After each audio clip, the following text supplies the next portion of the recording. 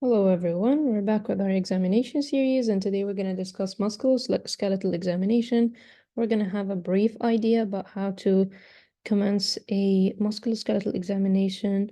It's not going to be very specific to a certain joint. We're going to try to tackle all joints of the body or all the musculoskeletal system, and then we can focus on certain joints when you have to examine one certain joint, then I'll tell you about it. So as usual, we always start with the general examination. You go for general appearance. You have to check the comfort of your patient. Are they in distress? Are they not? Are they alert, awake? Level of consciousness is obtained. Are they cyanotic? Are they distressed? And then you check for conjunctival pallor or jaundice in the eyes. It's just it gives you a general idea of how the patient is right now. And then you could check the pulse, check for capillary refill. Are they hemodynamically stable?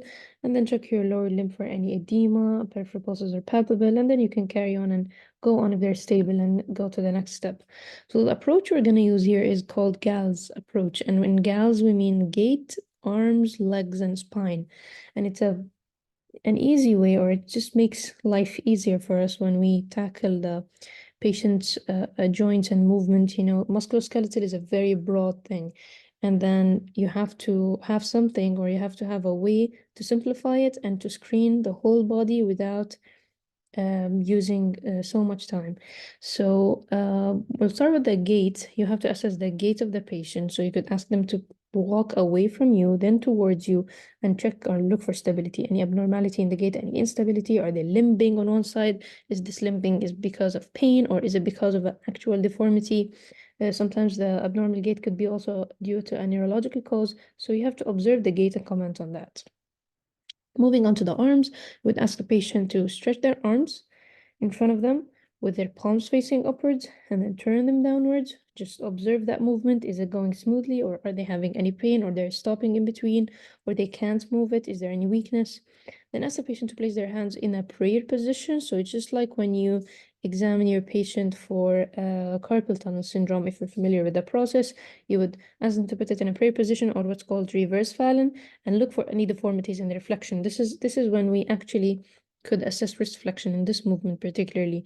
So ask them if it's tender. If in reverse Fallon it's tender, the flexion is tender, this is one of the signs of carpal tunnel syndrome. There may be a compression of their median nerve causing them to have pain, and then they can do the Fallon, which is they reverse their hands. Instead of prayer position, reverse the prayer position, and also check for tenderness. Then the second part in the arms is to ask your patient to make a fist. So ask them to make a fist and see, is there any abnormality in their interphalangeal joints or in the metacarpophalangeal joint? That's one way to assess, is to make a fist and then open and see how flexible this movement is. And then ask the patient also to put their arms behind their head completely, and then as if they're like resting back at it, and then check for rotator cuff tenderness, because usually this external rotation movement behind the head is what assesses for us rotator cuff tenderness.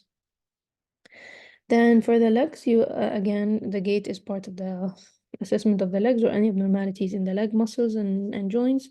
You could ask the patient to stand on one leg and look for the stability of their while standing. This is called Trendelenburg sign. So in Trendelenburg sign, the patient wouldn't be able to stabilize one hip. When you ask them to stand on one position, or sorry, one leg, they would fall, or they would have some kind of limping when they do that. And this is because they would have usually gluteus minimus injury.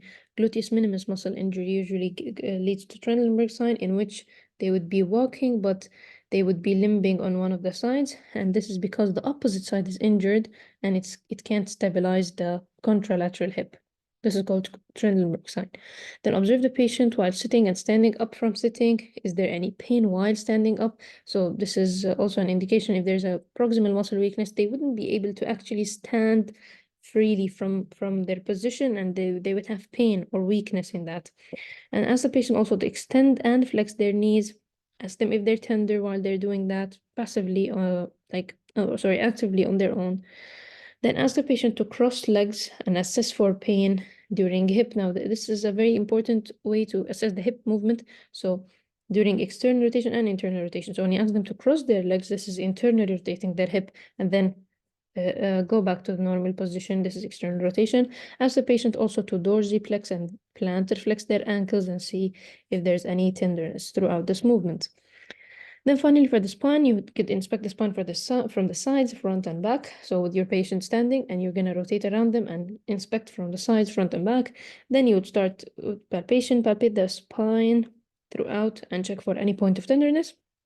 Then stand behind your patient and ask them to bend forward and to reach out for their toes with their hands. And now, while doing that, you would place 2 fingers on their back and you would check the distance in the lumbar area, actually, and you would check the distance if it increases for more than 4 centimeters or less. Now, the normal is when they arc their back, the distance would be more because there's full range of movement. But when there's limited range of movement in the lumbar spine, or there is usually, this is a common finding in ankylosing spondylitis patients, there would be impaired spine flexion. So the increase in distance between the 2 fingers wouldn't exceed 4 centimeters. And I would demonstrate this in a picture here. This is called Schober flexion. So you could assess the distance after they bend and check if it's less than 4 or more than 4. Then you would ask them also to extend backwards and see if they can do that, and then flex their back from side to side as if like they're bending, reaching out for something from side to side, then to bend their neck from side to side as well. And with the patient lying supine, you can do finally the straight leg raise test. And for straight leg raise test is usually to assess for in patients with lumbar disc prolapse and nerve compression, they would have abnormal straight leg raise test. This is how you do it. You ask them to lie down, and then you would raise their leg more than 30 or 40 degrees and see if after 40 degrees there's pain. This is neurogenic in origin, and this means that there is nerve root compression. The next test is femoral stretch test. So ask them to lie prone this time, and then do the femoral stretch test. The femoral stretch test is in which this is the exact movement that you should do. They should lie prone, and then you should take the leg and ask them and flex their knee. And if you actually, while doing that, there's pain, this means that there's also lumbar disc prolapse. Now, moving on to each and every joint, if you have a certain joint that the patient is complaining of pain, how would you examine that joint? We're going to take the approach of look, feel, and move. Technically, it's inspection, palpation, and then checking the range of movement.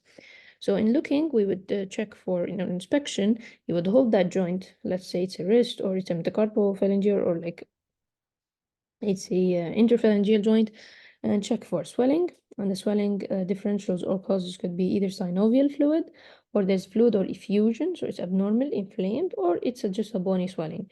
And then you would look for deformities such as the varus and valgus, look for rashes, look for any scars indicating a joint surgeries, look for asymmetry, comparing both sides, or look for muscle wasting. Then for feel, we would feel for 3 main things: temperature, swelling itself, we have to palpate it, and if there's any tenderness on palpation. For temperature, usually you palpate the articulating parts between bones, and starting, for example, starting at the hand, you palpate the interphalangeal in a sequence, and then you move on to the wrist, and then so on and so forth.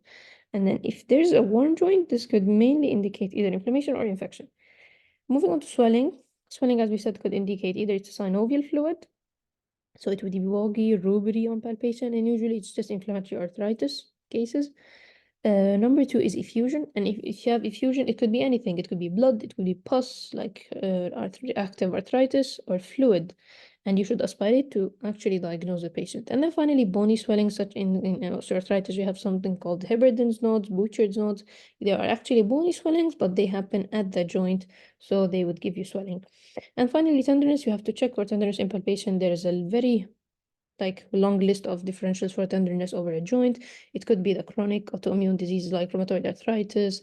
It could be the non-inflammatory osteoarthritis that happens in elderly.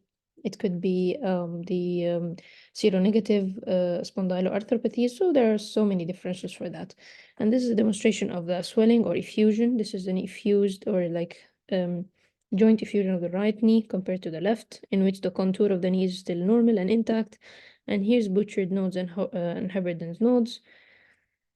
And finally, for movement, you would check active range of movement and passive. For active, you ask the patient to move the examined joint. Passively observe if there's any limitation, which is usually due to pain. And then passively, important is specifically and especially if the active range of movement is not intact or if it's limited, and then you would take every joint and move it passively, and you would look for tenderness or crepitus while moving it.